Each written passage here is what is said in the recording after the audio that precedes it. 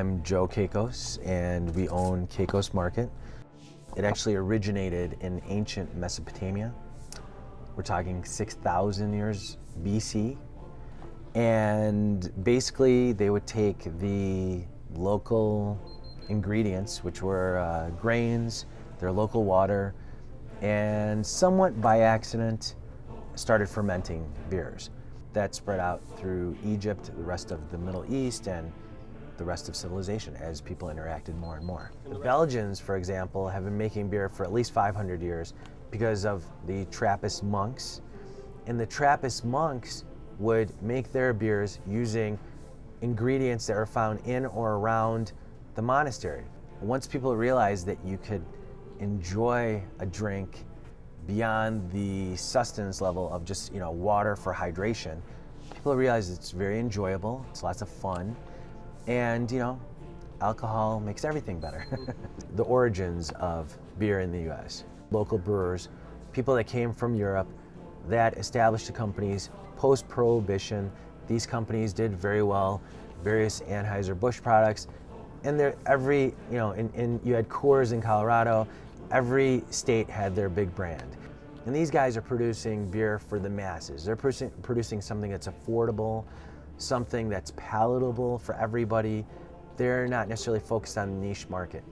In our culture, in our society here, we have the Born On Date, which was created by Budweiser. We're looking for the Born On Date, and that's something to be had right now. Better beers can actually be stored, and there's quite a few Michigan companies that do that. The Coonan brothers out of Warren, Michigan, they make some of the best beers anywhere. And these two guys started in their garage making beer.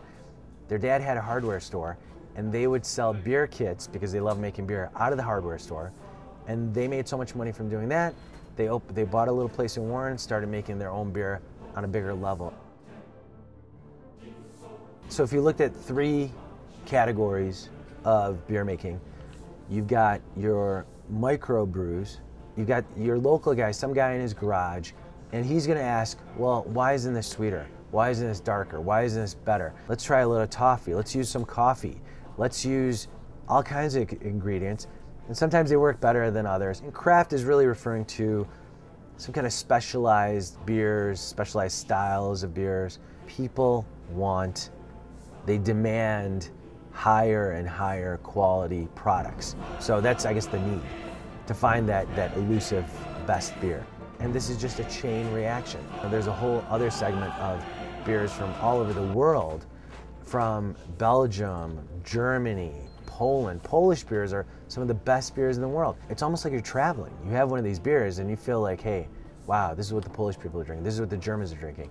And you develop more of an appreciation for your beers and the style of beers that are offered here. If you have an IPA from England, it's quite different from an IPA here in the States. IPA being India Pale Ale. These beers in the United States are so hoppy. By that I mean so zesty. It's like biting into a lemon skin, a lime skin. Whereas the ones from Europe, specifically England, tend to be a little more subdued, a little more refined. You're getting more delicate flavors instead of just that punch. So I break it down to simple flavors that people recognize. So what happens is people come in and they'll say to me, what's your best beer? What do you recommend that'll taste great? Totally vague, general questions. And what I do is I use deductive reasoning. For when a customer comes in here, I can't just say, oh, that's a great beer, try that. I have to really know whether I like it or not, what it tastes like, how weighty it is, how hoppy, what the alcohol content is. And 9 times out of 10, I'm on the money. Then I'll ask them, what have you had before that you really liked?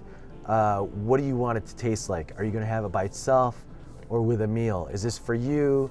Is it a gift? And we start deducing what they'll like. And again, most of the time I can pretty much hone in on the flavors that they're looking for. It really breaks down to ales and lagers. For a hoppy beer, something that can be citrusy, zesty, layers of flavor, and then we talk about alcohol content.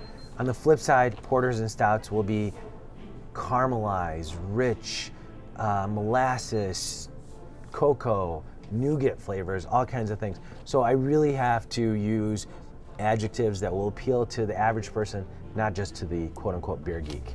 So body is the weight, how big the beer is going to be. Like a Pilsner, which has like not a huge body, just kind of slim, clean, light. Or you could have something like a porter or a stout, which is weighty, big, round, caramelized, ripe fruit notes. That's what body is referring to. So head refers to how much that frothiness, that white top that you get on the beer.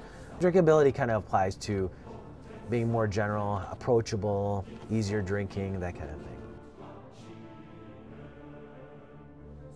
Art implies creativity. Art implies being ahead of the curve.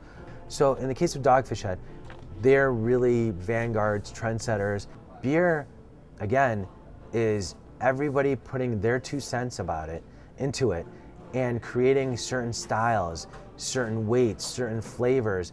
And I think that's where the artistic or the art comes into being. And, you know, it's a fun thing. It's a fun hobby to have. Fun hobby to have. Fun hobby to have.